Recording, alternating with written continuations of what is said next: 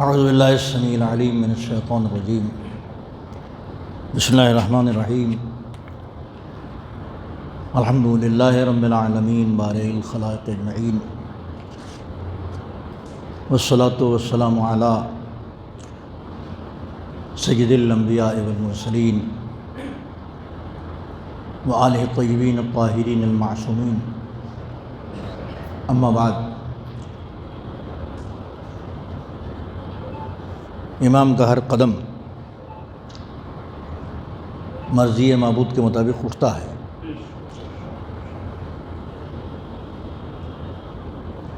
اس کو معلوم ہوتا ہے کہ رب کی کیا مرضی ہے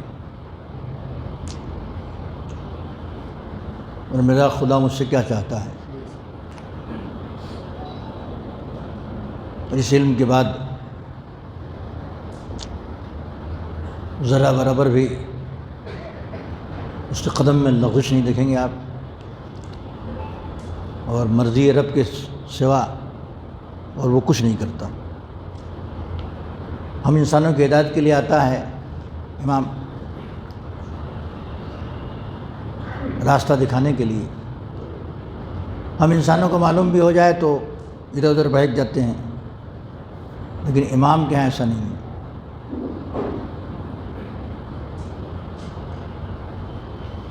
وہ اس کا ہر قدم بڑا نبت اللہ ہوتا ہے اور خدا کی مرضی کے مطابق ہوتا ہے۔ تمام اماموں کی بات کر رہا ہوں، ہمارے معصوم امام ہیں۔ گفتگو امام حسین کے بارے میں ہے۔ اپنے اپنے حساب سے لوگوں نے سمجھایا کہ مت جائیے آپ، ان کو نہ لے جائیے، ان کو نہ لے جائیے، لیکن امام نے جو طے کیا تھا علم امامت کی بنا پہ طے کیا تھا اور رب کی مرضی سے طے کیا تھا۔ لہذا آپ انتخاب امام حسین کو دیکھیں گے تو چاہے لفظوں کا انتخاب ہو بولنے میں، چاہے جگہوں کا انتخاب ہو جانے میں، چاہے افراد کا انتخاب ہو، لوگ ساتھ دینے اور ساتھ لینے میں، بالکل 100% پرفیکٹ ہے، کہیں سے کوئی کمی نہیں ہے۔ فلاں کو نہ لے جائیے، فلاں کو نہ لے جائیے، عورتوں کو نہ لے جائیے، مگر لے گئے۔ بعد کے واقعات نے بتایا کہ عورتوں نے کتنا بڑا کام کیا۔ میں نے بتایا کہ واقعہ کربلا جلدی سے نتیجہ نقص کیجیے، اس کا نتیجہ دیر تک اور دور تک ہے۔ تو بعد کے واقعات نے بتایا اور حکمت امام کو سمجھایا،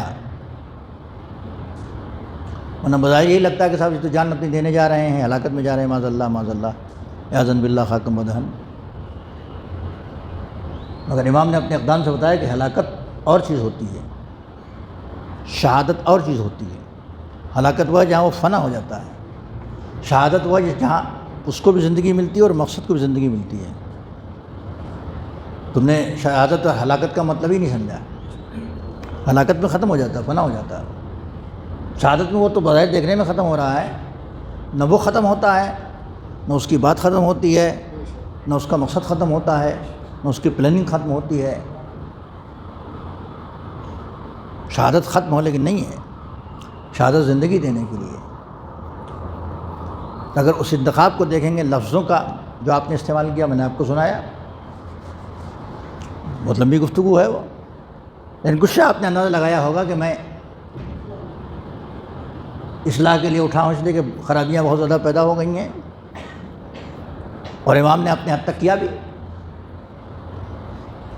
تو فوراً تو لوگ بیدار نہیں ہوئے، شاید چند کے فوراً بھی بیدار ہوئے، فوراً بھی بیدار ہوئے۔ ہور کے لشکر والا میں نے سنایا آپ کو، تو اس کے سامنے امام نے تقریر کی، دیکھ نہیں رہو کہ کیا ہو رہا ہے دنیا میں۔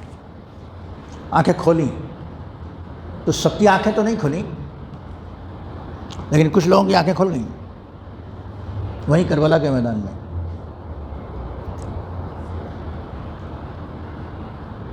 اور انہوں نے سمجھا کہ حسین کیا کہہ رہے ہیں۔ اور کچھ لوگ جو آئے ہیں اس زمانے میں، ان کو یقین تھا کہ ہماری جان جائے گی، لیکن جان جانے کے بعد جو نتیجہ نکلے گا وہ قیامت تک کے لیے بقاء اسلام کا نتیجہ ہوگا. اسلام باقی رہے گا، پیغام حق باقی رہے گا، اور ہے آج باقی. ورنہ اگر اس دور کو تصور کریں آپ، وہی خیالات اگر پھیل جاتے اور پھیلتے رہتے تو اسلام کی تصویر کتنی بھیانک ہوتی ہے. جس کا زور دبدبہ ہوتا ہے اس کے خیالات کا سکہ چلتا ہے. اتنا بڑا لشکر جو حسین کے سامنے کھڑا ہے کربلا میں، اسلام کی ایک جھوٹی تصویر پیش کر رہا ہے، ایک گندی تصویر پیش کر رہا ہے، ایک خراب تصویر پیش کر رہا ہے. تو یہ کسی کی تبلیغ کا نتیجہ ہوا نا، جو گندی تصویر پیش کر رہا ہے. شام میں جو مستقل علی کے خلاف پروپیگنڈا رہا، یہاں تک کہ مولا علی کی جب شہادت ہوئی اور مسجد میں ہوئی تو لوگوں نے کہا کہ ارے کیا وہ نماز ہی پڑھتے تھے؟ کتنا بدلا تھا، مائنڈ کو کتنا چینج کیا تھا شام کی حکومت نے، کہ مولا علی کے بارے میں کوئی سوچنے لگے کہ نماز پڑھتے تھے، سجدہ بھی کرتے تھے کیا، وہ مسجد میں جاتے تھے کیا؟ جو نماز کی آبرو ہے، جو سجدوں کی عزت ہے، جو مسجد کی زندگی ہے، یہ پروپیگنڈا مشنری تھی. جس کا مطلب یہ کہ جب اتنی بڑی شخصیت کے چہرے پر پردہ ڈالنے اور اس کی شخصیت کو مٹانے کی کوشش ہو رہی تھی تو ایک دن کی بات نہیں تھی. رفتہ رفتہ بیماری وہاں تک پہنچی کہ آپریشن کی ضرورت پڑی.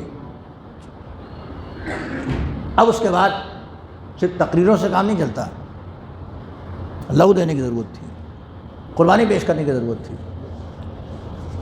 ظاہر ہے کہ آپ نے بھی یہاں دیکھا ہوگا کہ بیمار کو ہر ایک کا لہو نہیں دیا جاتا. ڈاکٹر یہاں گروپ معین کرتے ہیں کہ صاحب فلاں گروپ کا بلڈ ہی چاہیے، اس گروپ کا بلڈ لا کے پھر اس کو دیا جاتا ہے. دوسرے گروپ کا بلڈ کتنا ہی تندرست ہو، مطلب یہ کہ جو اس کے لیے مناسب ہے وہ گروپ چوز کیا جائے، اس گروپ کا انتخاب کیا جائے. اسلام کو لہو کی ضرورت تھی، اب اس میں وہ نمبر تو نہیں دیکھا جائے گا، لیکن جس کا لہو اسلام کے لیے مناسب ہے اس کے لیے امام حسین نے کہا کہ تم بھی چلو، تم بھی چلو، تم بھی چلو، تم بھی چلو. درود پڑھیں محمد والے محمد.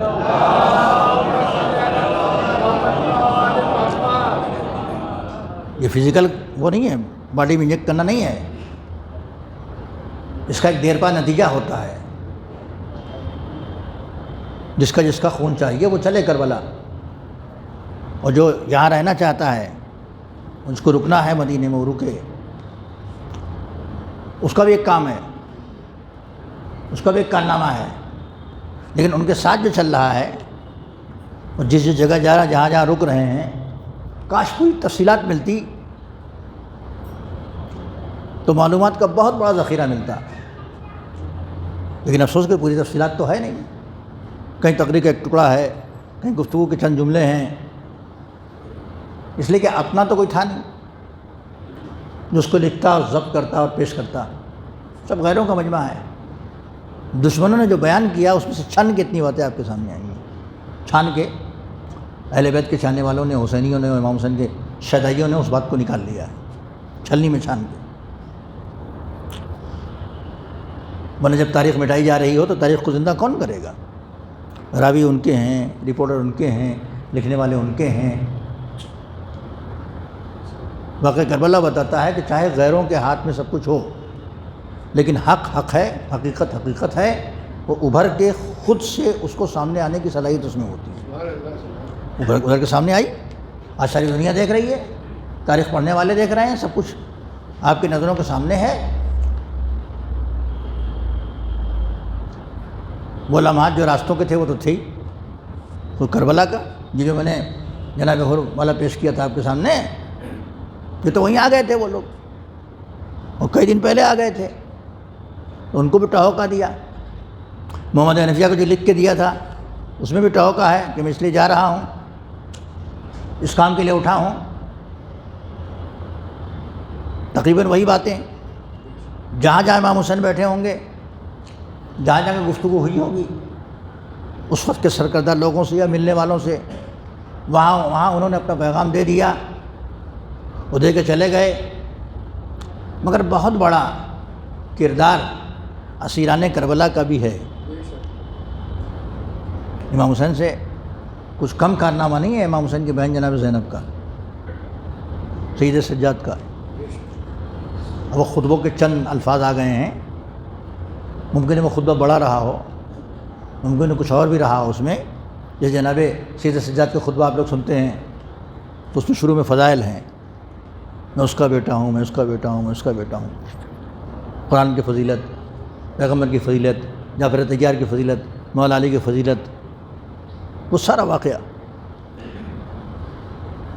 بیان کر دیا انہوں نے۔ ایک ٹوٹا ہوا دل، ایک زخمی جگر، غیروں کے مجمع میں، شکستہ ماحول میں، دل توڑ دینے والا مجمع، اس میں وہ فضائل کے ذریعے بہاتا چلا جا رہا ہے۔ تاریخ نے نقل کیا ہے، اتنا کہ مجمع میں ہلچل پیدا ہو جاتی ہے، اور اس کو جب دھارا موڑا ہے تقریر کا فضائل سے کے بعد امام سید سجاد علیہ السلام نے وہ سب بدر و حد سب کچھ بتا دیا، انہوں نے شروع سے گنوا دیا۔ راستے میں اگر کوئی ملا، اس نے کہا کہ اچھا کیا اللہ نے تمہارے ساتھ، جیسے کہ پروپیگنڈا ہی چل رہا تھا، تو کچھ باغی تھے جن کا سر کاٹ لیا گیا، اور ان کے یہ اسیر آئے ہوئے ہیں، بتا نہ دیا لوگوں نے کہ اللہ نے تمہارے ساتھ اچھا کیا۔ امام نے کہا تم پہچان بھی رہے ہو میں کون ہوں؟ پہچانے کا کیا، جو پروپیگنڈا ہو رہا ہے وہی پہچان رہا ہے۔ امام نے کہا شیخ تو نے قرآن پڑھا ہے؟ ہاں۔ آیت تطہیر پڑھی ہے؟ کہاں؟ آیت مودت پڑھی ہے؟ کہاں؟ کہ تجھے پتہ بھی ہے کہ یہ اس کا مصداق کون ہے؟ ہم ہی ہیں جو ہماری شان میں نازل۔ اس کو پتہ ہی نہیں تھا، وہ پروپیگنڈوں کا شکار ہو رہا تھا، ہے نا۔ لیکن شکستہ دل نے، ٹوٹے ہوئے دل نے، جگر نے حسین کے مشن کا دل تھام لیا۔ تقریر میں بھی اور الگ سے گفتگو جو ہوئی بعض لوگوں سے، جو مصاحب میں آپ سنتے ہیں کہ شیخ تو جانتا ہے میں کون ہوں، قرآن کی آیت پڑھی ہے، یہ آیت پڑھی ہے، یہ آیت پڑھی ہے، مصاحب میں ہر سال سنتے ہیں آپ۔ تو اس کو پردے میں رکھا گیا تھا، غلط پروپیگنڈوں میں دبایا گیا تھا حسین کے پیغام کو۔ آج بھی ہوتا ہے، یہی کرتا ہے، لیکن حسینیت میں وہ تاثیر ہے کہ ہر زمانے میں زندہ رہے گی، اس لیے کہ امام حسین کا خون جمع نہیں ہے، تازہ ہے آج بھی۔ حالات کے تحت کبھی کبھی اس کی شکل الگ نظر آتی ہے، اور پھر وہ جو ابھر کے آتا ہے، آج دیکھتے ہیں چیلنج کے موقع پر جوک در جوک لوگ جا رہے ہیں، جانے کی تمنا رکھ رہے ہیں، جبکہ سفر کی تکلیف ہے، سب کچھ پریشانیاں ہیں، لیکن جانے کے نہیں جا رہے لوگ۔ کوئی غیبی طاقت ہے جو کھینچ کے لے جا رہی ہے، اس دل کو جو کھینچنے والی طاقت ہے وہ طاقت کھینچ کے لے جا رہی ہے، اور جو ہزاروں لاکھوں من کھانا کھلانے والے کھلا رہے ہیں، اور کوئی ایک آدمی شکوہ نہیں کرتا ہے۔ جو حضرات گئے ہیں ان کو واقف ہیں، دیکھا ہے، جو نہیں گئے ہیں آج جو ہے وہ سوشل میڈیا کی مدد سے اور ٹی وی کی مدد سے وہ منظر دیکھ رہے ہیں، اچھے اچھے امامہ لگانے والے لوگ بیٹھے ہوئے ہیں اور زائر کی جوتے پہ پالش کر رہے ہیں، وہ اس کا پیر دبا رہے ہیں۔ حسین نے وہ مرتبہ دیا ہے، اللہ اللہ، حسین کی زیارت کا وہ مرتبہ ہے، تو وہ پیغام خشک نہیں ہوا ہے۔ اگر پیغام خشک ہوتا تو اسلام خشک ہو جاتا۔ تلاش حق کرنے والوں کے لیے ایک ایسا منارہ ہے نور کا کربلا، اس روشنی چھن چھن کے پوری دنیا میں جا رہی ہے۔ جب انسان آنکھیں کھولے گا اس کو صبح نظر آئے گی، جب آنکھیں کھولے گا۔ آج دنیا حیرت میں ہے کہ نہیں ہے؟ آج دنیا تعجب میں ہے کہ نہیں ہے؟ جس کا کوئی پرسان حال نہ تھا، جس کی قبر کے نشان کو مٹا دینے تک کا دعویٰ تھا کہ مٹا دو، ختم کر دو، حکومتوں نے کیا تھا، پانی چلا دو، اس پر ہل چلا دو، اس کو ڈبا دو، کوئی نام لینے والا نہ رہ جائے۔ آج اسی بنی اسد کا قافلہ آتا ہے وہی یاد منانے کے لیے، اسی کربلا محلہ میں مرد بھی آتے ہیں، عورتیں بھی آتی ہیں، بچے بھی آتے ہیں۔ مجھے جا کے پوچھے کہ تم کیوں آئے ہو؟ تو حسین کی وصیت تھی، ہم اس چیز کو نبھانے کے لیے آئے ہیں۔ حسین تو دفن ہو گئے، سید سجاد بھی آ گئے، سب ہو گیا، لیکن انہوں نے اس پیغام کو، اس منظر کو خشک نہیں ہونے دیا۔ وہ منظر آج بھی دکھائی دیتا ہے۔ تو امام کا ہر قدم نپاتلا تھا۔ یہ ہماری عقل کے مطابق نپاتلا نہیں، ہم بھی بہت سے قدم ناپ تول کو اٹھاتے ہیں، ڈگمگا جاتے ہیں۔ ہمارا ناپنا تولنا الگ ہے، امامت کی ناپ تول الگ ہے، اس کا اندازہ ہم اپنی ناقص عقلوں سے نہیں لگا سکتے۔ ہم نے ایک آدمی کو دیکھا کہ آ گیا وہ، جسے حر ابن یزید ریاحی کہتے ہیں، اور اس کے کچھ دو ایک ساتھی بس۔ اور جب ہم مسائل میں بیان کرتے ہیں تو ظاہر ہے کہ پھر گریے کا ایسا غلبہ ہوتا ہے کہ ان کی شہادت پڑھ کے ہم آگے گزر جاتے ہیں، مجمع رونے لگتا ہے۔ لیکن آنے کے بعد فوراً نہیں چلے گئے اور جا کے صاحب مولا میں جا رہا ہوں اپنے سر کٹوا لوں گا، نہیں۔ جو اثر مرتب ہوا تھا حر پر اس اتنے دن میں، یہ 10 دن کے اور 2-4 دن پہلے آ گئے تھے وہ، تو ایک درد مند دل، ایک عقل مند انسان دیکھ رہا تھا پورے اقدام کو اور سوچ بھی رہا تھا بیٹھ کے۔ آ نہیں سکا تھا وہ، اس کی جو مجبوریاں رہی ہوں، ممکن ہے کشمکش ہو رہی ہو، جنگ ہو رہی ہو اندر ایک۔ تو آنے کے بعد ہم مصائب میں جو پڑھتے ہیں تو وہی ہے کہ بھائی امام کے قدموں میں سر ڈال دیا، اور کہا مولا غلطی ہوئی اور میری غلطی کا خطا معاف کیا مولا نے، تو نہیں کہ جا کے وہ سر کٹا دیا وہاں، نہیں، جنگ بھی ہوئی۔ وہ لشکر کا سردار تھا بھائی، وہ معمولی سپاہی چھوٹا موٹا انسان نہیں تھا، وہ اس کے لیے پورا لشکر آیا ہوگا سامنے۔ اگر تفصیلات مورخین لکھتے کہ کتنے لوگوں نے حملہ کیا اور کتنی بار حملہ کیا اور کیسے حر لڑے ہیں، اگر وہ تب ڈیٹیل کہیں ہوتی، ایک عظیم جنگ تھی وہ۔ لیکن لڑنے سے پہلے انہوں نے بھی حجت تمام کیا۔ میں نے آپ کے سامنے عرض کیا تھا کہ اگر شہدائے کربلا ہمیں امام حسین کے خطبوں کو، ان کے شہادت کو دیکھا جائے، اور اس کے بعد جو شہداء گئے ہیں میدان میں، تو رجس پڑھنے کا ایک طریقہ تھا وہاں کہ تم کون اور میں کون ہوں، تم کیا کر رہے ہو، اس کو جمع کیا جائے۔ ممکن ہے علماء نے جمع کیا ہو، میری نظر سے نہیں گزرا، ضرور کیا ہوگا اس پر کام، شعر میں یا لفظوں میں۔ جناب قاسم کا رجز، جناب حضرت عباس کا رجز، خود امام حسین کا رجز، اور دوسرے اصحاب کا رجز کہتے ہیں اس کو۔ مقابل میں زمانے میں وہ کچھ شعر پڑھتے تھے یا کچھ لفظیں کہتے تھے، بہت ادبی ہوتی تھی اور بہت گہرائی اس میں ہوتی تھی۔ جیسے امام مولا علی صلی اللہ علیہ وسلم کا آپ کو یاد ہی ہے، اس نے کہا کہ میں وہ ہوں کہ میری ماں نے میرا نام مرب رکھا ہے، تو امام نے فرمایا کہ میں وہ ہوں کہ میری ماں نے میرا نام حیدر رکھا ہے۔ یہ تو آپ کو یاد ہے، آپ کے دل پر نقش ہے۔ اتنا ہی کافی تھا، اتنا ہی کافی تھا اس کے اوپر خوف طاری کرنے کے لیے۔ اتنے جملہ اور بھی ہے، اتنے جملہ اس کے اوپر کافی تھا۔ تو ایسی شہدائے کربلا بھی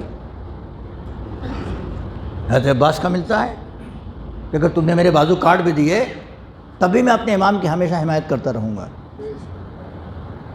سچا یقین ہے میرا میرے امام پر۔ یہ مولا عباس کے رجز میں، مولا عباس کے رجز میں یہ ہے۔ امام حسین کے رجز میں یہ ہے کہ اگر دین اسلام میرے قتل کے بغیر اس کی کمر سیدھی نہیں ہو سکتی تو آؤ تلوارو، میں حاضر ہوں۔ یہ ٹوٹا ہوا دل جو صبح سے اپنے اعزا کے جنازے اٹھا رہا ہو، اتنا قوی ہو کے اٹھا، جس کے جسم میں خون کی بھی کمی ہو گئی تھی، پیاس بھی لگی ہوئی تھی، جس کے جسم پر بھی زخم تھا، جس کے اندر بھی زخم تھا، کلیجے میں بھی، اور اس بہادری سے لڑا۔ تو عزیزان گرامی، اگر وہ ساری چیزیں موجود ہوتی، ہر چیز کو نقل کی کر، تو دیکھتے کہ کیا بہادری تھی، کیا شجاعت تھی۔ تو جناب حر جا کے فوراً ہی جو ہے وہ مولا میں جا رہا ہوں، اب میں مرنے جا رہا ہوں، میرا بیٹا شہید ہوگا، میں نہیں۔ انہوں نے نصیحت کی۔ میں نصیحت کے چند جملے آپ کو سنانا چاہتا ہوں کہ اس درمیان تھا تو لشکر یزید میں، مگر حسین کے کردار کا، حسین کے کیریکٹر کا، امام حسین کے برتاؤ کا، ان کے سلوک کا، ان کے انداز کا ایسا اثر اس پر پڑا کہ وہ 10 دن سوچتا رہا، اور آخری دن تو بہت سوچتا رہا۔ اتنا سوچتا رہا کہ وہ سویا بھی نہیں، اتنا سوچتا رہا کہ جب صبح پانی اس کے سامنے پیش کیا گیا پینے کے لیے تو پیا بھی نہیں، اور اس کے بعد اس نے طے کر لیا۔ جب مولا کے سامنے آیا حر اور خطا معاف ہو گئی اور اجازت مل گئی کہ جاؤ حر، تو لشکر کے سامنے حر نے تقریر کی، جسے شیخ محمد علیہ الرحمٰن نے بھی لکھا ہے اور دوسرے مورخین نے بھی لکھا ہے۔ حر نے فرمایا کہ اے اہل کوفہ، تمہاری مائیں تمہارے ماتم میں بیٹھیں۔ یہیں سے شروع کیا تقریر کا آغاز۔ لشکر ادھر آ گئے امام حسین کی طرف، ان کو مخاطب کر کے کہہ رہے ہیں اے اہل کوفہ، تمہاری مائیں تمہارے ماتم میں بیٹھے، کیا غضب ہے کہ تم نے اس عبد صالح کو، نیک کردار بزرگ کو دعوت دی، اور جب وہ آئے تو تم نے ان کو چھوڑ دیا۔ یہ ایک دن کا نتیجہ نہیں ہے، یہ جو 10 دن سے زیادہ وہ دیکھ رہا تھا سارا مسئلہ، اور کوفے کا رہنے والا تھا، ادھر سے آیا تھا، لشکر کے جتھے کا سردار تھا، تمام چیزوں کو، ہر حالت کو، سیاسی حالات کو بھی، اخلاقی حالات کو بھی، امام کے کریکٹر کو بھی، ان کے کریکٹر سب کا مطالعہ کر کے نچوڑ پیش کر رہا ہوں۔ یہ اہل کوفہ، تمہاری مائیں تمہارے ماتم میں بیٹھیں، یہ تم نے کیا غضب کیا کہ تم نے اس عبد صالح کو، ایک نیک کردار بزرگ کو دعوت دی، جب وہ آئے تو تم نے ان کا ساتھ چھوڑ دیا، اور تم نے یہ خیال ظاہر کیا کہ تم ان کے سامنے اپنی جان نثار کرو گے، یہی تو کہا تھا تم نے، پھر خود انہی کے خلاف قتل کرنے کے لیے دوڑ پڑے۔ پہلے تو تم نے یہ کہا تھا کہ ہم آپ کو جان نثار کریں گے، اب تم قتل کرنے کی دوڑ پڑے اور تم نے ان کی سانس کا راستہ بند کر دیا، گھٹن کا ماحول پیدا کر دیا۔ کیا ان کے سانس کا راستہ بند کر دیا تم نے، گھٹن پیدا کر دیا، اور ان کا گلا گھونٹ رکھا ہے، اور ان کو ہر طرف سے گھیر لیا ہے۔ انہیں اللہ کی وسیع و عریض لمبی چوڑی دنیا میں، زمین میں کسی طرف جانے کا راستہ نہیں دیتے ہو۔ امام حسین نے کہا تھا کہ میں چلا جاؤں گا، میں یہاں نہیں رہوں گا۔ آغاز جنگ حسین نے نہیں کیا تھا، لڑنے کے غرض سے آئے بھی نہیں تھے۔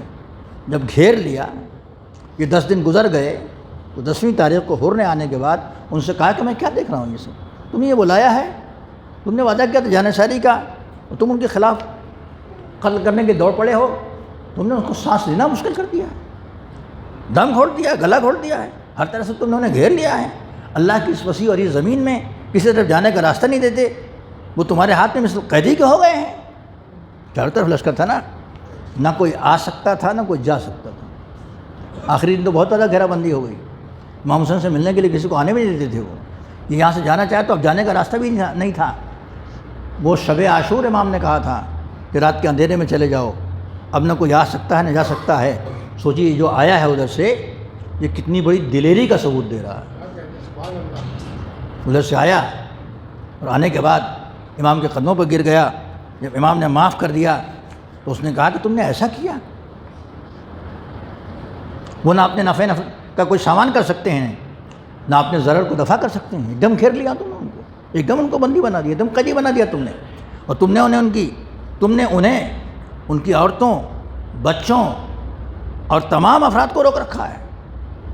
اس بہتی فرات کے پانی سے تم نے انہیں، ان کی عورتوں اور بچوں اور تمام افراد کو روک رکھا ہے اس بہتی فرات کے پانی سے، جسے یہودی، عیسائی، مجوسی اور عراق کے خنزیر اور کتے تک پی رہے ہیں اور لوٹ رہے ہیں اس میں۔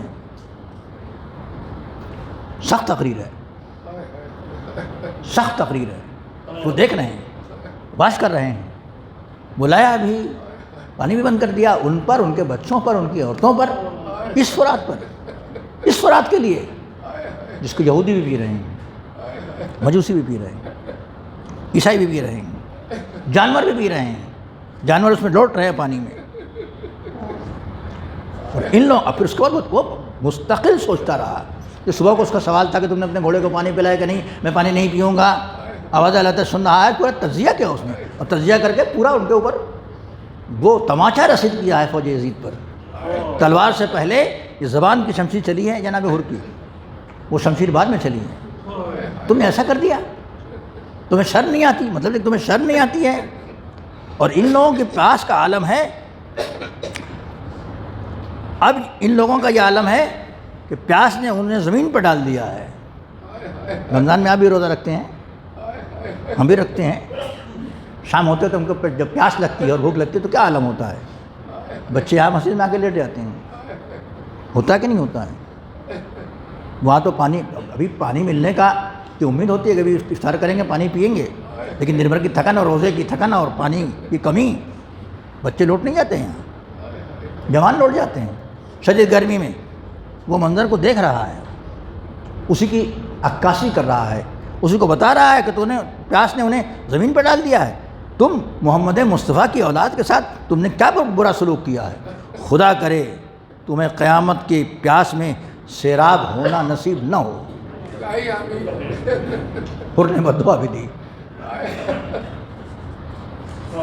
اب ظاہر ہے کہ اتنی سخت تقریر کون برداشت کر سکتا ہے؟ وہ دیکھ رہا تھا۔ میں نے ایک شخص کا ذکر کیا ہے جو نکل کے آیا ہے نا، اسی لیے بڑی اچھی بات کسی نے کہی تھی کہ دوپہر صحیح لیکن حر کی زندگی مانگو، دوپہر صحیح لیکن حر کی زندگی مانگو، معرفت کا ایک لمحہ عمر جاویدانی ہے۔ اگر معرفت حاصل ہو جائے تو ایک لمحہ کافی دوست۔ پچھلی تقریب میں نے کہا تھا کہ بدلنے میں سیکنڈ ہوت کی دیر نہیں لگتی ہے، جیسے موسیٰ کے جیسے فرعون کے دربار میں جادوگر بدل گئے، جیسے حر بدل گیا۔ بڑی اچھی بات کہی تھی نبی سید پوری نے کہا تھا کہ دوپہر صحیح لیکن حر کی زندگی مانگو، معرفت ایک لمحے میں آتی ہے، معرفت کا ایک لمحہ عمر جاویدانی ہے۔ اس نے پورا کم الفاظ میں جو الفاظ نقل ہوئے ہیں اس نے پوری عکاسی کر دی کہ تم نے بلایا، پانی بند کیا، جانور پی رہے ہیں، تمام انسان پی رہے ہیں، اس مرد صالح کو تم نے گھیر رکھا ہے، تم نے ان کا راستہ بند کر دیا ہے، ناکہ بندی کر دی ہے، ان کو جانے نہیں دے سکتے، یہ نہ اپنا نفع کما سکتے ہیں نہ اپنا نقصان دور کر سکتے ہیں، بالکل گھیر رکھا ہے، ان کا گلا گھونٹ دیا تم نے، دم گھٹ رہا ہے بچوں کا، دیکھ نہیں رہے ہو تم۔ اب انہوں نے کس لب و لہجے میں کی ہوگی تقریر، ظاہر کی تقریر سامنے والوں کو اچھی نہیں لگے گی، اور آخر میں کرتے کرتے اس منزل پر پہنچے کہ خدا تمہیں قیامت کی پیاس میں خدا کرے کہ تمہیں قیامت کی پیاس میں سیراب ہونا نصیب نہ ہو۔ جہاں تک تقریر پہنچی تھی، اب ظاہر سامنے والا دشمن ہے نا، وہ تقریر سننے کے نہیں آیا، وہ تو مخالف ہے، اس کا دل تو سیاہ ہو چکا ہے بالکل، اس پر امام حسین کی تقریر کا اثر نہیں ہے، حر کی تقریر کا کیا ہوگا؟ آپ کہہ سکتے ہیں کہ صاحب پھر فائدہ ہی کیا ہے؟ فائدہ نہیں، ہر ایک کا الگ الگ فریضہ ہے، حق کو ظاہر کرنا، باطل کو ظاہر کرنا، کہ یہ حق ہے یہ باطل ہے، اثر ہو نہ ہو، حر اپنا فریضہ ادا کر رہے تھے۔ جب جناب حر نے یہ تقریر کر لی، یہاں تک تقریر ان کی پہنچی، اب تقریر آگے نہیں بڑھ سکی، تو کچھ لوگوں نے ان کے اوپر ادھر سے تیروں سے حملہ کر دیا۔ تقریر کر رہے تھے، کیسے روکیں گے بھائی، دور ہے، وہ آواز جا رہی ہے، سامنے آ کے تلوار مار نہیں سکتے، تو تیروں سے انہوں نے جناب حر پر حملہ کر دیا۔ جب حر پر حملہ کر دیا تقریر رک گئی، امام حسن کے پاس آ گئے۔ اس کے بعد وہ شہادت ہے جو آپ سنتے ہیں، تو خلاصہ کیا نکلا کہ امام نے جو کچھ سمجھایا تھا، کسی پر اثر ہوا ہو یا نہ ہوا ہو، لیکن چند پر اثر ہوا، اور وہ چند سرخیل ایک کارواں بن گئے، کارواں کے سردار بن گئے، قیامت تک حسینیت میں شامل ہونے والوں میں وہ آگے آگے ہیں، باقی شامل ہونے والے پیچھے پیچھے ہیں۔ انہوں نے بتایا کہ دیکھو اتنی دیر کی صحبت و تقریر کا اثر ہی ہوا کہ میں نے حق کو سمجھ لیا اور سمجھ کے حسین کے پاس آیا ہوں۔ صلوات پڑھ دیں محمد وآلہ محمد۔